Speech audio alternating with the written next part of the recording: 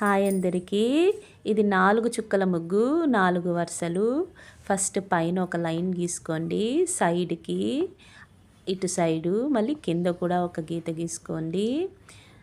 ఇలా సర్కిల్ లాగా గీసుకోవచ్చు, లేదంటే ఇలా కొంచెం ఫ్లవర్ షేప్ లాగా కూడా గీసుకోవచ్చు, మీ ఇష్టం అండి.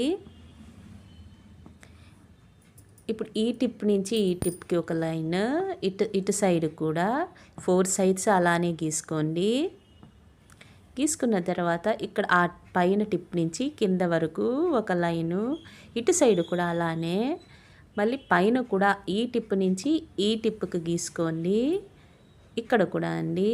ఇప్పుడు మధ్యలో ఖాళీగా ఉంది కదా, ఇక్కడ ఒక బాక్స్ లాగా వేసుకోండి, కొంచెం చూడడానికి అందంగా ఉంటుంది.